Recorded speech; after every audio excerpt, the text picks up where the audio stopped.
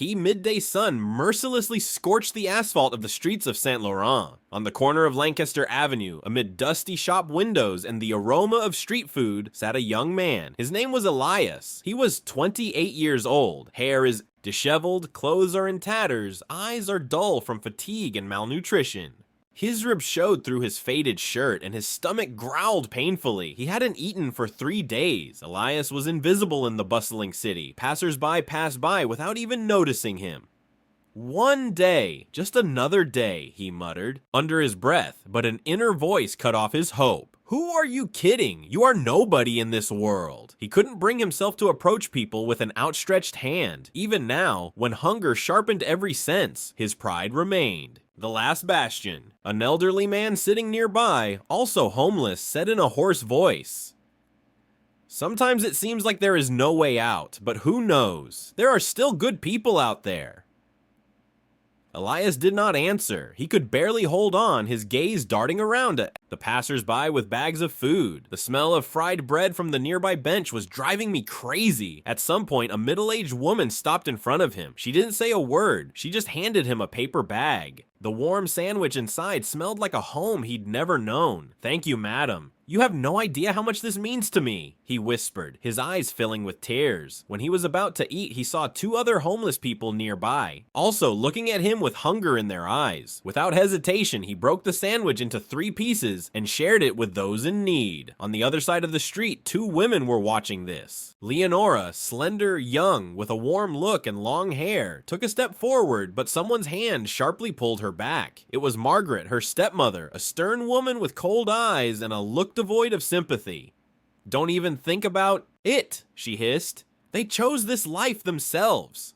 "No, mother. No one chooses hunger in the streets," Leonora countered. The quarrel between them was gaining momentum, attracting the attention of passers-by. Leonora, always reserved, broke away and crossed the street. With trembling hands, she took several bills out of her purse and handed them to Elias. "Please, take it." "I just want to help," she said, and their eyes met, warm and sincere. Margaret watched from a distance. There was neither anger nor envy on her face.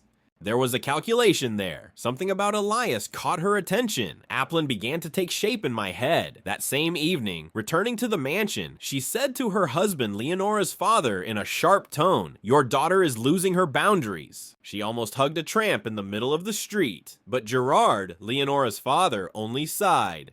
"She showed kindness. It's not a crime." "In this world, kindness is weakness," Margaret replied, "but I will teach her a lesson, one that she will never forget. The plan was cruel. She intended to marry Leonora to that very homeless man. This was supposed to be a humiliation for the stepdaughter, who forgot where her place was. Money, according to Margaret, will convince anyone. She drove herself to Lancaster Avenue, where she found Elias. "I can change your life," she said, looking at him. "You just have to agree to marry my stepdaughter, just a formality, and you will never be hungry again." Elias was stunned. "Do? You want me to marry her for money?" he whispered. "She still thinks you can be saved." "Show her what life is really like," Margaret said with a cold smile. He wanted to refuse, but she continued. "You could use that money to feed others, save dozens, not for myself, for them." These words hit the mark. Elias nodded, yet something about her troubled him. On her coat, he noticed a gold brooch in the shape of a grappa vine. His mind shuddered. He had seen her before in his distant childhood, but he could not remember where. At the mansion, they changed his clothes, washed him, cut his hair, and gave him good clothes. He barely recognized himself in the mirror. Everything looked alien, like it was someone else's life. Meanwhile, Leonora, knowing nothing, was preparing for the wedding, tormented by internal conflict. On the day of the ceremony, among the crowd of high society, Elias felt the looks, full of contempt, whispers, condemnation. He was a disgrace to the family, as someone whispered in the aisle. Even Gerard, unable to bear it, said, "Sorry, boy," and disappeared into the crowd. A little later, an elderly man with a cane approached him. He studied Elias's face and then whispered, "I need to talk to you.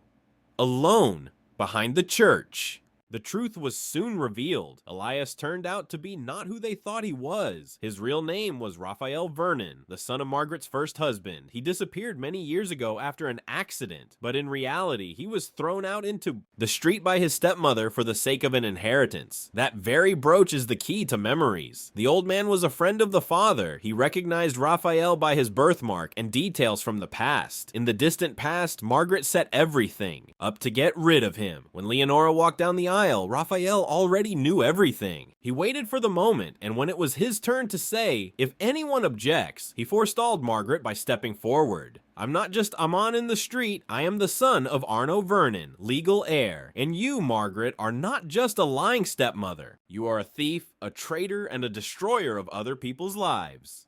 But today, the truth will speak louder than your wealth. The church was in shock.